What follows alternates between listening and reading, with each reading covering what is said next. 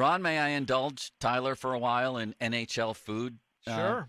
history? So take us inside one of these dinners. They used to say Barrasso would go to these dinners and get the most expensive bottle of wine, take one sip and send it back. But I've always been fascinated by these NHL team dinners. How do they work? Who organized them? Would Sid say, we're in Montreal, we're going to the best French restaurant there is, and then the entire team sits at a table, they split the check? What happens? Take us to a team dinner, Tyler. Well, there's a lot of different scenarios. One scenario is either if a guy has a big milestone, say if you got 1,000 games, if the team wins that night, usually you write on the board, if you guys win, I'll buy everyone dinner at a high-end restaurant. So that's why you get some guys a lot more motivated to win when a guy puts a dinner on the board in the locker room. Another one's obviously put on by the team. If the team's down or if they need, if they're playing well, just to reward them. Or others are just like Sid or, one of the guys going, hey, we need to have a good team dinner. And usually the team dinners are paid by the team.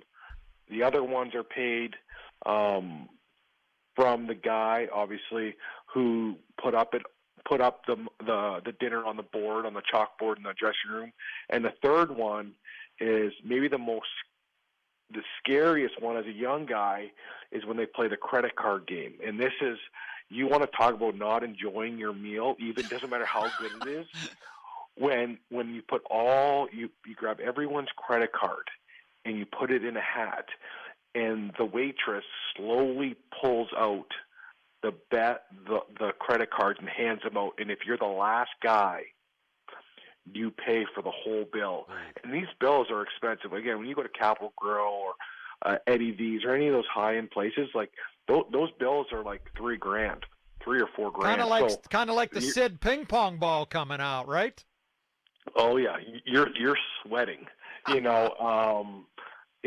sometimes this is going back to the heyday, and I just remember, when you're a young guy, usually if you lose, one of the veteran guys that's making a good chunk of change, he'll help you out with the bill, and obviously Sid, sometimes I remember Sid would already grab the bill, but he'd play just to see guys sweat because he's, it's so fun, to get guys on the edge of their seat. So it's a lot of great memories, and that's some of the things I definitely miss not playing anymore.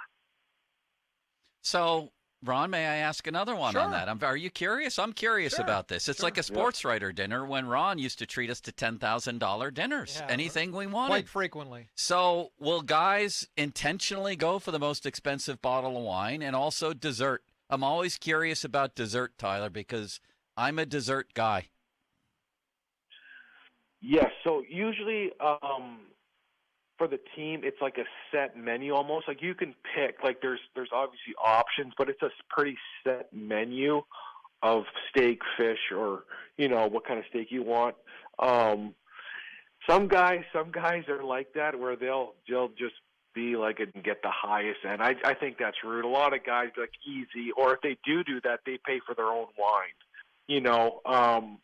But just I've been to a couple. I've been to I think 9 or 10 rookie parties.